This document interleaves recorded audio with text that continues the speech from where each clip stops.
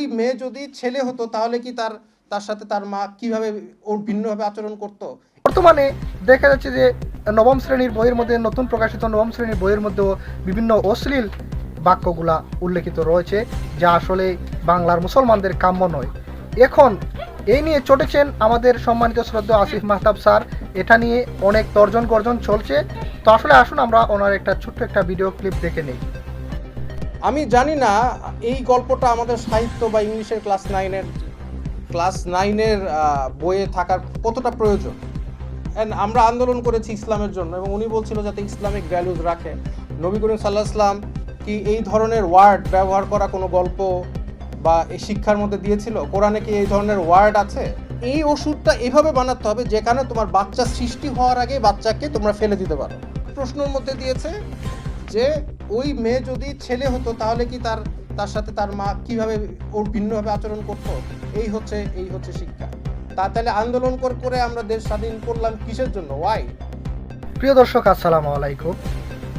ইতিমধ্যেই বাংলাদেশ শিক্ষা কার্যক্রম থেকে প্রকাশিত যে বইগুলো বের হয়েছে, সেই বইগুলো নিয়ে অনেক বিতর্ক হচ্ছে, অনেক তর্ক বিতর্ক হচ্ছে যে আসলে বাংলাদেশের মেজরিটি মুসলমান বর্তমানে যে জুলাই বিপ্লব গেল, সেই বিপ্লবে হাসিনার পতন হলো, এবং হাসিনার পতনের মূল কারণগুলো হচ্ছে সেই বাংলাদেশের মুসলমানদের ধর্মীয় অনুভূতিতে আঘাত করা এবং কোটা আন্দোলন, আরও বিভিন্ন ইস্যু ছিল। শুধুমাত্র যে সেই কোটা আন্দোলনের জন্যই পতন হয়েছে তা কিন্তু নয়।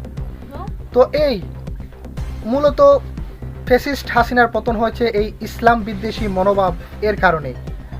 তো যেই পাঠ্যক্রম বা বাংলাদেশে যে বই পুস্তকগুলো রয়েছে ছাত্রছাত্রীদের জন্য, সেই বইগুলোর মধ্যে যে সকল শিক্ষণীয় বিষয়গুলো, যে সকল গল্প এগুলা বইয়ের মধ্যে অন্তর্ভুক্ত করা হয়েছিল, তা ছিল আসলেই খুবই অমার্জিত, অশালীন, যার কারণে বাংলাদেশের মুসলমানদের ধর্মীয় অনুভূতিতে আঘাত লাগে। সেই জন্যই জুলাই বিপ্লবটি আরও বেগবান হয় এবং স্বৈরাচার হাসিনার পতন হয়।